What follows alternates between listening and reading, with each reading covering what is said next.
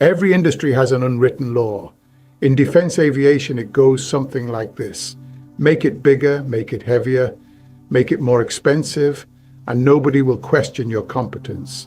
The contractors love it because weight means cost, and cost means profit. The brass love it because complexity looks like capability.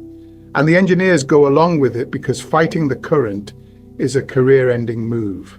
In the 1930s and 40s, one American aircraft designer broke that law, repeatedly, deliberately, and without apology. He had no engineering degree. He had no university education at all. He had been fired from his first job in aviation before his 20th birthday. And yet the machines he drew on paper and built in a factory in El Segundo, California, would sink more enemy warships than any other aircraft in the Pacific, fly combat in 6 wars across 4 decades, and total more than 20,000 airframes rolling off the production line. His name was Edward Henry Heinemann. The United States Navy called him Mr. Attack Aviation. Almost nobody else called him anything, because almost nobody knew he existed. On the morning of June the 4th, 1942, 47 of his dive bombers, Douglas SBD Dauntless, the smallest, slowest, cheapest strike aircraft in the American carrier fleet, pushed over into near-vertical dives above 4 Japanese aircraft carriers northwest of Midway Atoll. The planes cost $38,000 apiece. A single Dauntless was worth less than a mid-range house in Los Angeles. Between roughly 10:20 and 10:26 local time, 3 of those carriers, Kaga, Akagi, and Soryu, were burning. Armed torpedoes and fueled aircraft, packed in their hangars, touched off secondary explosions that no damage control team on Earth could stop. By evening, the 4th carrier, Hiryu, had joined them at the bottom of the Pacific. 4 fleet carriers, the core of Japan's striking power, eliminated in a single day. The strategic initiative in the Pacific reversed. The men who flew the Dauntless that morning were brave beyond question. The 41 torpedo bomber crews, who drew the Japanese fighters down to sea level and were slaughtered almost to a man, made the dive bombers' attack possible. The codebreakers who told Admiral Nimitz where to find the Japanese fleet deserve credit that fills libraries. All of this is true, but none of it changes a simpler fact. The weapon that broke the Japanese Navy at Midway was a small, plain, inexpensive dive bomber designed by a man who never set foot inside an engineering lecture hall. And the story of how that man came to build it and everything that followed is a story about what happens when one stubborn mind decides that lighter is better, simpler is stronger, and cheaper is smarter. An entire industry disagreed with him. He was right every single time. Heinemann made furniture for a living. His mother, Margaret Schust Heinemann, kept the household running.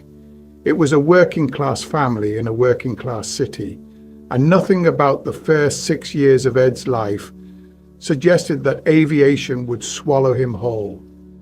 In 1914, when Ed was 6, the family packed up and moved to Los Angeles. Southern California in that era was transforming itself from a dusty agricultural outpost into the center of a brand new industry. Biplanes buzzed over bean fields. Barnstormers performed at county fairs. Small aircraft companies, most of them one step from bankruptcy, sprang up in rented sheds and garages across the basin. For a boy with mechanical instincts and no particular attachment to formal education, it was the right place at the right time. He attended Manual Arts High School in South Los Angeles. Whether he actually graduated is a question that his own obituary and his own memorials cannot agree on. The Los Angeles Times, reporting his passing in November 1991, stated flatly that he dropped out at 17. The National Academy of Engineering, in a tribute co-written by Donald Douglas Jr. and Harry Gann, described him as a high school graduate who became a self-taught engineer.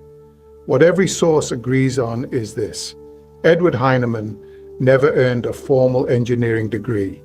Not from Caltech, 20 miles away. Not from MIT, 3,000 miles away. Not from anywhere. He educated himself by reading, by drawing, by watching other men build things, and by failing early enough that the lessons stuck. In 1926, at 18 years old, he walked into the Douglas Aircraft Company in Santa Monica and got a job as a draftsman. It lasted less than a year. Douglas laid him off, routine workforce trimming, nothing personal, but for a teenager with no credentials and no safety net, it stung. Most people in that position would have looked for a more stable trade. Heinemann looked for another aircraft company. He found one. In 1927, at 19, he became chief draftsman at International Aircraft Corporation, designing landing gear for its biplane. The title sounded grand. The company was tiny, but the work was real, and Heinemann was learning to think in 3 dimensions: loads, stresses, tolerances, the relationship between a line on paper and a piece of metal that either holds together at 200 miles per hour or does not. A year later, he moved again, this time to Moreland Aircraft Company, where he rose almost immediately to chief engineer. He was 20 years old. The company built a parasol monoplane trainer called the M1, and Heinemann did something that told you everything about his temperament. He climbed into the cockpit and flew the aircraft himself. No test pilot budget, no separate flight department. You design it, you fly it, you find out personally whether your calculations were correct. The Moreland M1 flew. It sold a few copies. Then the stock market collapsed in October 1929, and Moreland Aircraft collapsed with it. Heinemann was out of work again, 21 years old with 2 companies behind him and no diploma to fall back on. The turning point came in September 1930, when Heinemann joined Northrop Aviation Corporation in Burbank as a project engineer. Jack Northrop, so one of the authentic visionaries of American aircraft design, ran the shop personally, and he took a liking to the young man with oil-stained fingers and strong opinions.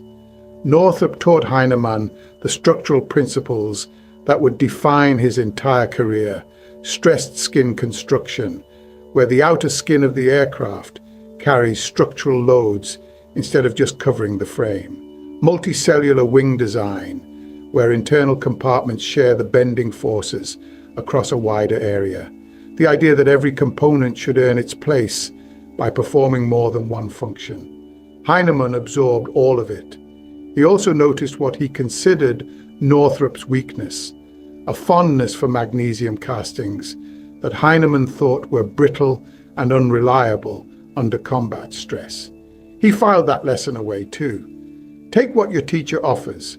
Leave behind what does not work. Trust your own judgment, even when the man across the table has 30 years on you. In 1932, Northrop was reorganized as a subsidiary of Douglas Aircraft. Heinemann came along with the furniture, and in 1936, at 28 years old, he was appointed chief engineer of Douglas's El Segundo division, the youngest chief engineer at any major aircraft manufacturer in the United States.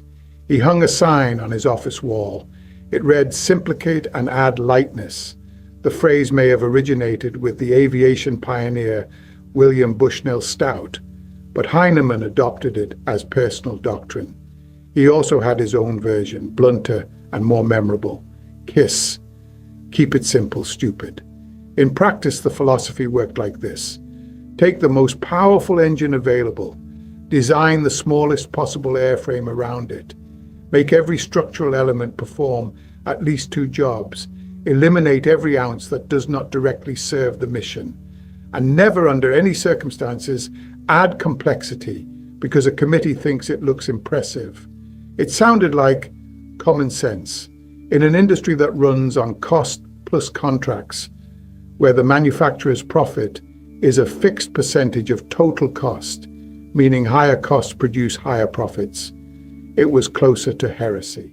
The aircraft that would become the SBD Dauntless began its life under a different name, at a different company, and with a near-fatal flaw that almost ended Heinemann's reputation before it started. In 1934, the Navy's Bureau of Aeronautics issued a design competition for a new carrier-based dive bomber. Northrop's entry, designed under Heinemann's direction, beat proposals from Vought and Brewster. The prototype, designated XBT-1, first flew on the 19th of August, 1935, powered by a Pratt & Whitney R-1535 Twin Wasp Jr., producing 700 horsepower. The Navy liked what it saw and ordered 54 production BT-1s in September 1936. They should not have been so eager. The BT-1 was a dangerous aircraft. Its handling at low speed was treacherous, prone to sudden, uncommanded rolls that could flip a plane into the sea during a carrier approach. Several were lost in crashes. Worse still, the dive brakes, conventional split flaps that extended above and below the wing, generated tail buffeting so violent that the outer horizontal stabilizer reportedly flexed through an arc of 2 feet. 2 feet on an aircraft that a pilot was supposed to aim with precision while plunging toward a ship at 250 knots. Heinemann rode in the rear seat during one of those test dives. He admitted afterwards, in a rare moment of understatement, that the experience scared the hell out of him. This was not a figure of speech. The man who had test-flown his own Moreland trainer without flinching was genuinely frightened by the machine his team had built. The fix came from outside the company. Charlie Helm, an aerodynamicist at NACA, the National Advisory Committee for Aeronautics, predecessor to NASA, suggested a counterintuitive solution. Punch holes in the dive flaps, not random holes, 318 precisely sized, slightly ovalized, tapered, and flanged perforations, each roughly 3 inches across. The principle was elegant. Solid flaps created large-scale turbulence, coherent vortices that hammered the tail with rhythmic force. Perforated flaps broke that turbulence into thousands of smaller disturbances that dissipated before reaching the empennage. The buffeting vanished. The dive became stable. A pilot could now hold his aiming point all the way down through a 70 or 80 degree dive, making corrections with the stick right up to the release point. Those perforated flaps, ugly, functional, and unmistakable, became the Dauntless's signature. Every photograph of an SBD in a dive shows them. Flat panels riddled with holes, dragging the aircraft back from terminal velocity like an anchor dropped into the slipstream. The 54th and final BT-1 rolled off the line as something entirely different. Designated XBT-2, it carried a more powerful Wright R1820 engine, fully retractable landing gear, redesigned tail surfaces, and the new perforated dive brakes. First flight, the 25th of April, 1938. When Douglas formally absorbed Northrop's El Segundo operation the same year, the aircraft was redesignated XSBD-1. In April 1939, the Navy ordered 144 production SBDs. Heinemann had his first major contract. He also had his first major fight with the customer. The Navy expected folding wings on any carrier aircraft. Folding wings meant more planes could be crammed into the hangar deck, and hangar space on a carrier was more precious than fresh water. Heinemann refused. His logic was structural, not aesthetic. A wing fold mechanism added weight, not enormous weight, but weight in exactly the wrong place. The fold joint was a stress concentration point, a weak spot in the one component that had to withstand 5G pullouts at the bottom of a dive. The SBD's wing was already compact, barely larger than the wingspan of an F-4F Wildcat fighter. It could fit on a carrier elevator without folding. Why add a failure point to satisfy a preference. The Navy accepted his argument, grudgingly. They were less forgiving about the early SBD-1 and SBD-2, variants arriving without armor plate or self-sealing fuel tanks. Heinemann had prioritized weight savings over crew protection, a calculation that looked rational on paper and reckless in combat. The SBD-3, which entered service in March 1941, finally included both. The lesson was not lost on Heinemann. There was a difference between eliminating unnecessary weight and eliminating necessary protection.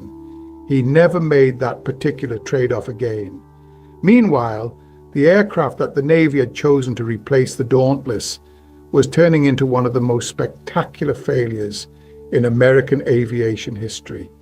The Curtiss SB-2C Helldiver won the contract for the next generation carrier dive bomber. Its prototype first flew on the 18th of December 1940, while SBDs were already entering fleet service. It crashed on the 8th of February 1941. It was rebuilt. It crashed again on the 21st of December 1941. The Navy demanded 880 modifications before it would accept the production version. 880. The empty weight, originally specified at 7,122 pounds, ballooned to 10,547, a 42% increase. Heinemann had warned that the Helldiver would end up overweight. The Navy had not listened. The Helldiver's combat debut came on the 11th of November, 1943, at Rabaul, nearly 2 years after SBDs had been proving themselves at Coral Sea, Midway, and Guadalcanal. Pilots gave the SB-2C a nickname derived from its designation, son of a bitch, second class. They also called it the Beast. Captain Joseph Clark of USS Yorktown refused to allow Helldivers aboard his ship and demanded SBDs instead. The president of Curtiss himself, Guy Vaughan, called the Helldiver one of the biggest wartime crosses we had to bear. Heinemann never said, "I told you so," in public. He did not have to. The Dauntless was still flying combat missions in 1944, alongside the aircraft that was supposed to have replaced it 2 years earlier. And during the Battle of the Philippine Sea, when a long-range twilight strike sent 215 aircraft out beyond safe fuel range, and 80 of them ditched into the ocean on the way home, every single one of the 26 SBDs that participated made it back to its carrier. The replacement could not match the original. The dropout's design outlasted the corporations. To understand what made Heinemann's aircraft different, you need to understand a principle that most aircraft designers acknowledge in theory and ignore in practice. Weight is not a single problem, it is a cascade. Add 100 pounds to an airframe. That 100 pounds needs a slightly more powerful engine to maintain the same performance. A more powerful engine burns more fuel per hour. More fuel means a larger fuel tank. A larger tank means a heavier structure to support it. A heavier structure needs, again, a more powerful engine. The spiral feeds itself. In the aircraft industry, they call it the weight growth factor. And on a typical military design of the 1940s and 50s, every pound of unnecessary structure generated between 2.5 and 4 pounds of total weight increase by the time the spiral played out. Heinemann understood this arithmetic better than anyone alive, and he understood its mirror image, what he called the virtuous cycle. Remove a pound of structure and you can shrink the engine. A smaller engine burns less fuel. Less fuel means a smaller tank. A smaller tank means a lighter airframe. The cycle compounds in your favor. Savings breed savings. If you are disciplined enough to chase every ounce from the first sketch to the last rivet, the finished aircraft arrives at a weight and a cost that your competitors cannot touch. This was not philosophy. It was engineering method, and it produced machines with specific measurable advantages. Take the SBD-5, Dauntless, the most produced variant, the one that fought at Midway and beyond. Its engine was a Wright R 1820-60 Cyclone, 9 cylinders arranged in a radial pattern, producing 1,200 horsepower. Wingspan 41 feet 6 inches, no fold, length 33 feet and 1.5 inches. Empty weight 6,533 pounds. Maximum takeoff weight 10,700 pounds. Maximum speed 252 miles per hour. Range 1,115 miles. Service ceiling roughly 25,500 feet. Crew of 2, pilot up front, rear gunner and radio operator behind him. Armament 2.50 caliber Browning machine guns fixed in the nose and a pair of .30 caliber Brownings on a flexible mount in the rear cockpit. Bomb load up to 1,600 pounds on the centerline rack plus 200 pounds on wing pylons. None of those numbers were exceptional by 1942 standards. The Dauntless was not the fastest dive bomber, nor the longest ranged, nor the most heavily armed. What it was, and this mattered more than any single specification, was precisely adequate for its job, with no wasted capacity and no structural fat. Consider the bomb displacement gear, an engineering detail that separates the experts in the audience from the casual viewers. When a Dauntless entered a steep dive, its 1,000-pound bomb hung directly beneath the fuselage, inches from the spinning propeller disc. Release it straight down, and the bomb would strike the propeller. Heinemann's solution was a Y-shaped forged steel yoke that cradled both sides of the bomb and hinged to the fuselage at Station 0, the engine firewall. When the pilot pressed the release, the yoke swung the bomb forward and downward through a 90-degree arc, throwing it clear of the propeller before gravity took over. Clever enough, but the real signature was in what held that yoke in place. The hinge mounted against 2 parallel web assemblies extending 22 inches between fuselage frames. Those same webs simultaneously served as firewall buttresses, lower fuselage formers, the mounting point for the bomb-aiming window set between the pilot's feet, and the attachment bracket for the brakemaster cylinders. One structure, 4 functions. That was Heinemann's method distilled to its essence. Not lightness for its own sake, but lightness achieved by making every component do more than one job. The perforated dive brakes operated in 2 sets. Below the wing and fuselage, conventional split flaps deployed for takeoff, landing and diving. Above each wing's trailing edge, a second set of flaps, deployed upward, used only during dives. All were perforated with those 318 holes. The combined braking effect was so powerful that the aircraft could not maintain level flight at full throttle with the flaps extended.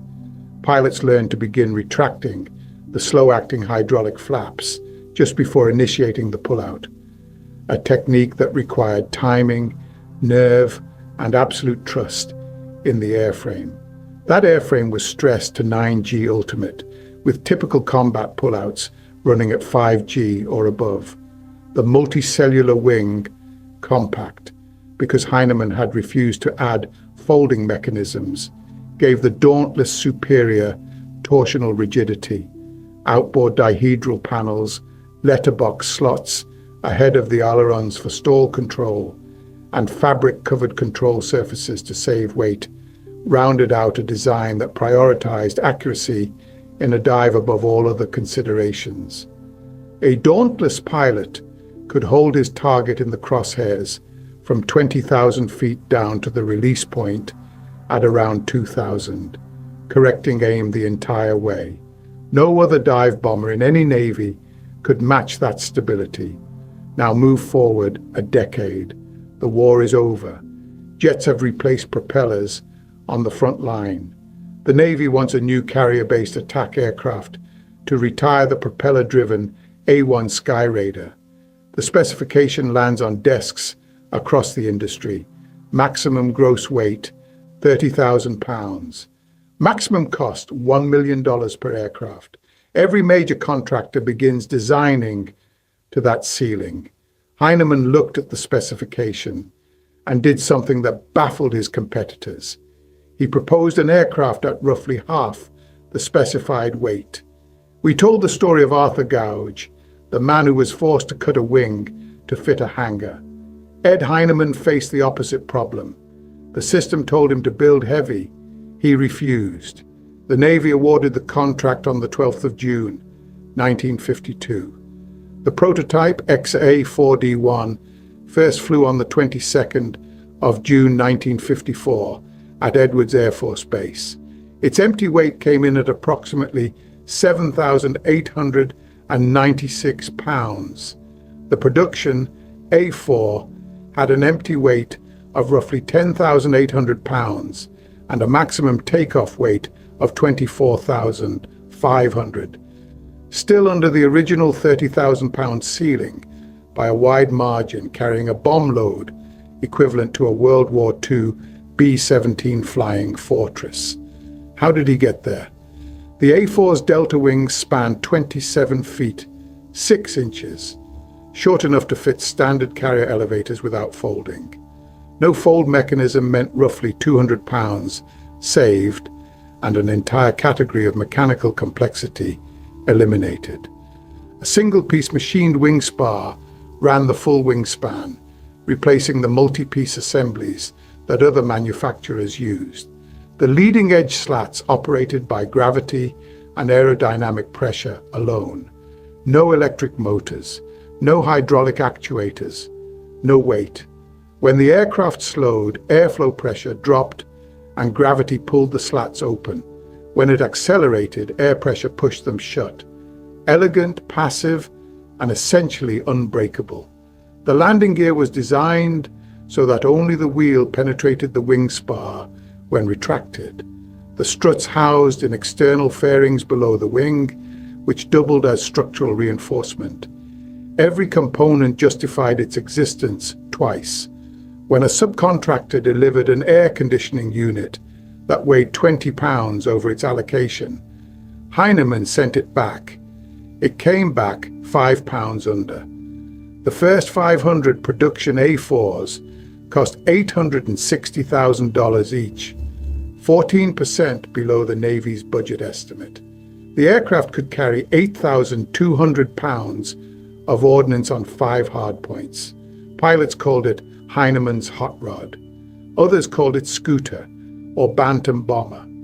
Production ran for 25 years, from 1954 to February 1979, totaling 2,960 aircraft. No other Western combat aircraft stayed in continuous production that long. Like James Martin, whom we covered in our film about the ejection seat, Heinemann had no university degree and no patience for committees.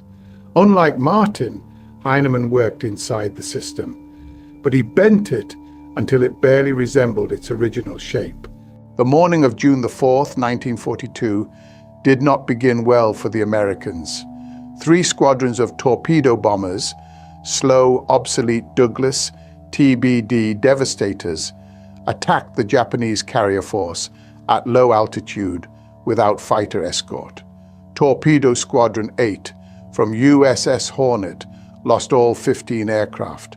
Only one man survived, Ensign George Gay, who treaded water amid burning fuel and wreckage while the battle raged above him. Torpedo Squadron 6 from Enterprise lost 10 of 14. Their commander, Lieutenant Commander Eugene Lindsay, was among the dead. Torpedo Squadron 3 from Yorktown lost 10 of 12. Their commander, Lieutenant Commander Lance Massey, was gone too.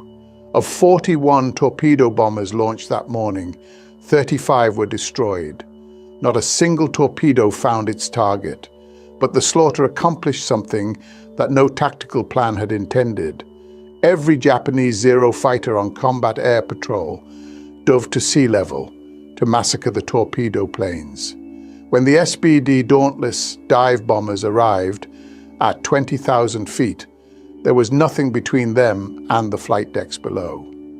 Lieutenant Commander Wade McCluskey, leading the Enterprise Air Group, almost missed the battle entirely. His 2 squadrons of Dauntless bombers reached the expected Japanese position around 9:55 and found empty ocean. The fleet had changed course. McCluskey was running critically low on fuel. Every minute of additional searching meant fewer aircraft making it home. A cautious commander would have turned back. McCluskey pressed on. Around 10:05, he spotted a white wake cutting across the blue Pacific at high speed. The Japanese destroyer Arashi, racing northeast to rejoin the carrier force after depth-charging the American submarine Nautilus. McCluskey followed the wake. It led him straight to 4 Japanese carriers. What happened next unfolded in approximately 6 minutes.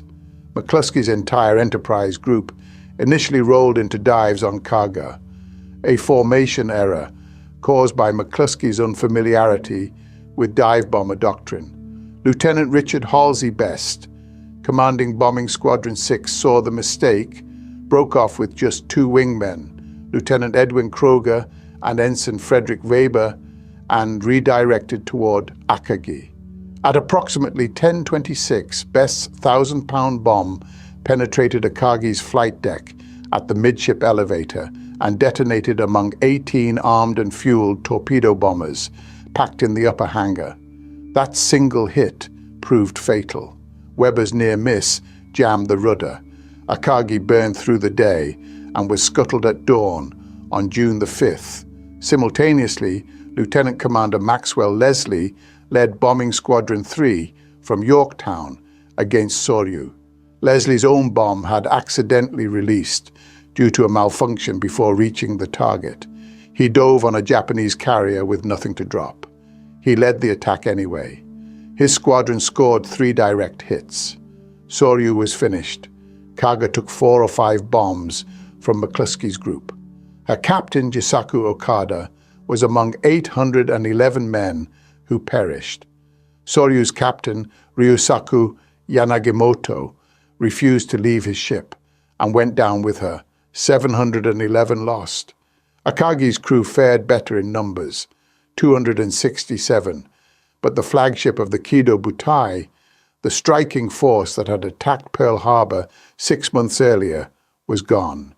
The 4th carrier, Hiryu, escaped the initial attack behind a rain squall. She launched 2 counterstrikes that crippled Yorktown. But that afternoon, 24 SBDs from Enterprise found Hiryu and put 4 bombs into her flight deck. Rear Admiral Taman Yamaguchi, commanding Carrier Division 2, chose to go down with his ship. 392 of her crew went with him. Best participated in both strikes, the morning attack on Akagi and the afternoon attack on Hiryu, making him the only pilot in history to score bomb hits on 2 enemy carriers in a single day. After landing from the Hiryu mission, he began coughing blood. Caustic soda from a faulty oxygen rebreather had activated latent tuberculosis in his lungs.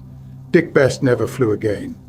One historical note that the careful viewer will appreciate: the famous narrative of 5 fateful minutes, the claim that the Japanese were seconds from launching their own counterstrike when the bombs fell, originates from Mitsuo Fuchida's 1955 account. Jonathan Parshall and Anthony Tully's landmark 2005 study, Shattered Sword, demonstrated that this was fabricated. The Japanese strike aircraft were packed in the hangars, not on the flight decks. They were at minimum 35 to 45 minutes from launching.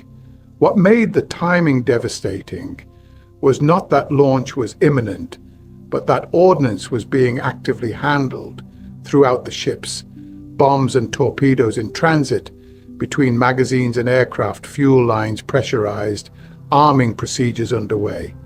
The hangars were floating ammunition dumps, and Heinemann's Dauntless turned them into furnaces. The SBD's combat record extended far beyond Midway. At the Battle of the Coral Sea in May 1942, Dauntless bombers sank the light carrier Shoho, the first Japanese carrier lost in the war. Commander Robert Dixon of Scouting Squadron 2 radioed the famous line, "Scratch one flat top." During the Guadalcanal campaign, Marine SBDs operating from Henderson Field, named for Major Lofton Henderson, a Dauntless squadron commander who perished at Midway, devastated Japanese supply convoys running through the slot. In total, the SBD sank an estimated 300,000 tons of enemy shipping, including 6 carriers, 14 cruisers, 6 destroyers, and 15 transports. Its air-to-air record was extraordinary for a bomber. 138 credited aerial victories, 106 of them zeros, with a positive kill ratio. Barrett Tillman documented this plus score, a statistical anomaly for any bomber type in any war. Heinemann's post-war designs followed the same pattern of quiet, lethal effectiveness. The A-1 Skyraider, a propeller-driven attack aircraft that the jet age was supposed to have made obsolete, fought in Korea and Vietnam for 20 years after the last piston fighters were retired. Major Bernard Fisher earned the Medal of Honor on the 10th of March 1966, landing his A-1E on a debris-strewn runway at the besieged Aishao Special Forces camp to rescue a downed fellow pilot, taking 19 hits in the process. The A-4 Skyhawk carried out some of the first American strikes in Vietnam in August 1964. Commander James Stockdale, shot down in an A-4E in September 1965, endured years as the highest-ranking Navy prisoner of war and received the Medal of Honor for his resistance in captivity. The Israeli Air Force flew 217 Skyhawks. During the Yom Kippur War in October 1973, Israel lost roughly 53 A-4s, 30 of them in the first 12 hours alone, overwhelmed by Soviet-supplied SA-6 missiles and anti-aircraft guns. The losses were staggering, but the aircraft proved so indispensable that the United States shipped 46 replacement Skyhawks directly from active Navy and Marine squadrons during Operation Nickel Grass.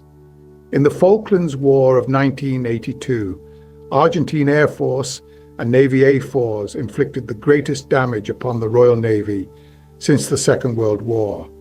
Argentine Skyhawks sank HMS Ardent, contributed to the loss of HMS Antelope, sank HMS Coventry with 3 bomb hits, and devastated the supply ship Sir Galahad at Bluff Cove, the single deadliest British loss of the conflict. Argentina lost 22 of 48 deployed Skyhawks.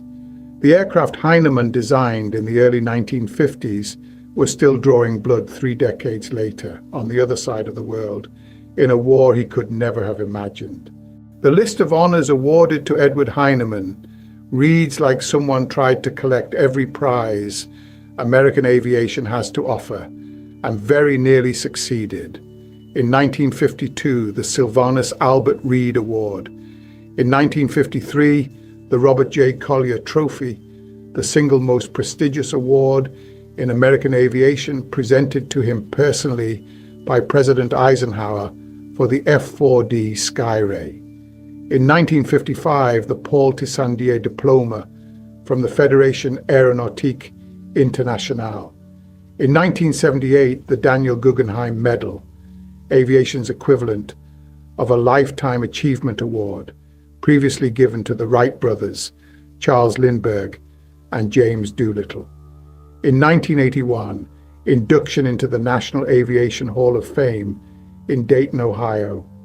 In 1983, the National Medal of Science, with a citation that read, "For his outstanding contribution as a creator, designer, and engineer responsible for the design and production of a series of famous aircraft for the military forces of the United States and allied nations."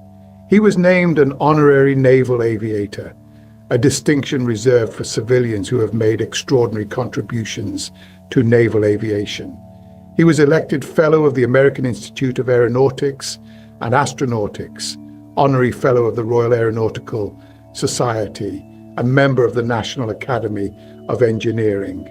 He served as advisor to 5 consecutive American presidents. During the war, he had volunteered to become a Navy pilot himself. The brass turned him down flat. They told him he was far more valuable behind a drawing board than behind a gun sight. He accepted the logic, but you get the sense he never entirely forgave them for it. Heinemann left Douglas Aircraft in 1960. He had been there on and off since 1926, 34 years.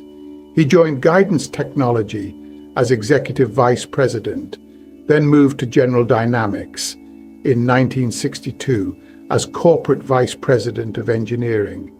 At General Dynamics, he provided oversight during the early conceptual phase of what became the F-16 Fighting Falcon, though the actual chief designer was Harry Hilliker, who is rightly recognized as the father of the F-16. Heinemann's fingerprints were on the philosophy, not the drawings.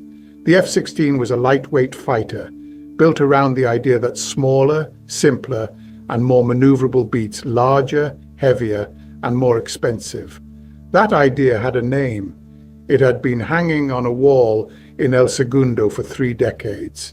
He formally retired in 1973, though he told the Los Angeles Times he had never fully retired. Old pilots visited him at his home in Rancho Santa Fe. Wally Schirra, Chuck Yeager, graduates of the Top Gun school at Miramar. They talked shop, and when Heinemann talked, they listened. Now consider the irony. Heinemann's near-exact contemporary was Clarence Kelly Johnson, born 1910, 2 years after Heinemann. Johnson designed the P-38 Lightning, the F-104 Starfighter, the U-2 spy plane, and the SR-71 Blackbird. He founded Lockheed's Skunk Works, which became one of the most famous brands in the history of engineering. Ben Rich's 1994 memoir, Skunk Works, turned Johnson into a household name for an entirely new generation. Kelly Johnson is a legend. Ed Heinemann is a footnote. The reasons are instructive, and they have nothing to do with talent. Johnson had mystique, spy planes, black programs, Cold War secrecy, aircraft that flew at the edge of space. Heinemann had workhorse bombers and attack planes that got their hands dirty in actual combat. Johnson's designs chased extreme speed and altitude, Mach 3 at 80,000 feet.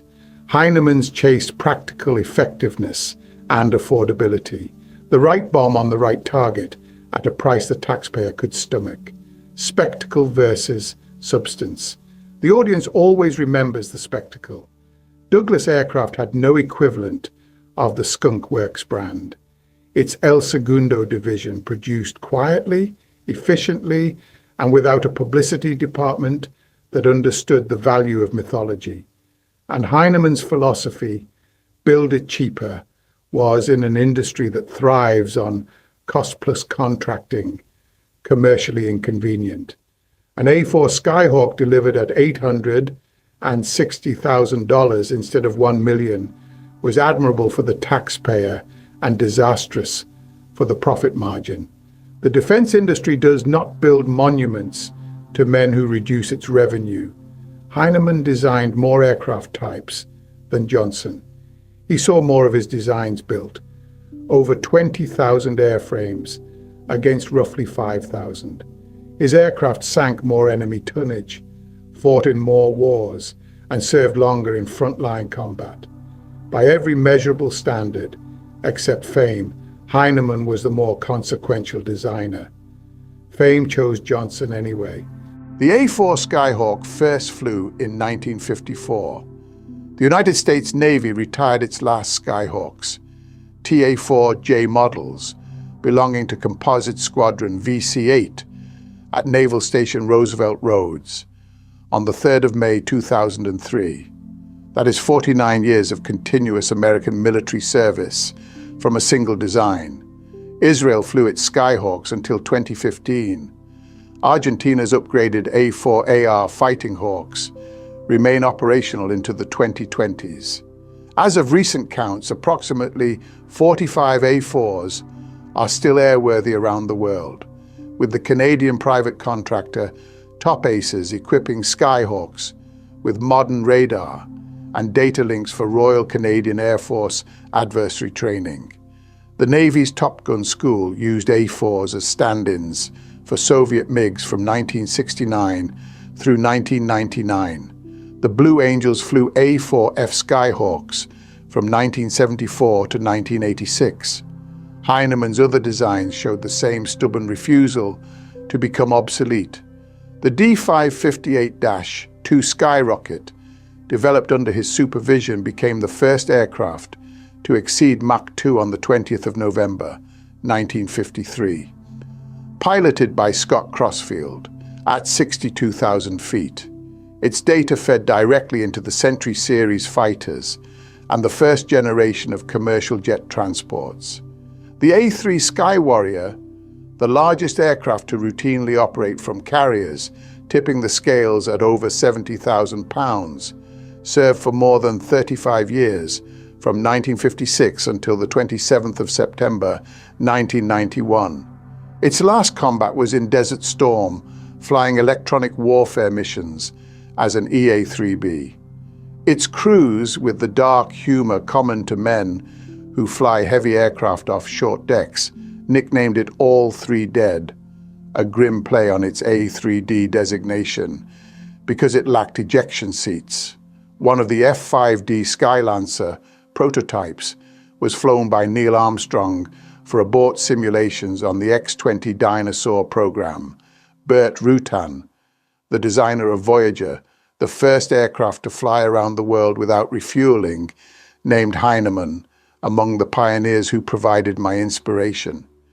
The lightweight fighter movement that produced the F-16 owed a direct intellectual debt to 4 decades of proof that simpler and lighter wins in actual combat. Edward Henry Heinemann passed away on the 26th of November 1991 at his home in Rancho Santa Fe, California. Kidney failure. He was 83. His obituary in the Los Angeles Times ran a few columns. Naval Air Systems Command established the Edward H. Heinemann Award, given annually for significant contributions to aircraft design. An institutional honor, though hardly a household name. Over 20,000 aircraft built to his designs, 6 carriers sunk at Midway and Coral Sea, combat across the Pacific, Europe, Korea, Vietnam, the Middle East, and the South Atlantic. The Collier Trophy, the Guggenheim Medal, the National Medal of Science, and the quiet respect of every pilot who ever strapped into one of his machines. Ask most Americans, even most aviation enthusiasts, to name the designer of the SBD Dauntless or the A-4 Skyhawk, and you will get silence. In an industry that rewards complexity, Ed Heinemann committed the unforgivable sin of making things simple, light, and cheap. And it worked every single time.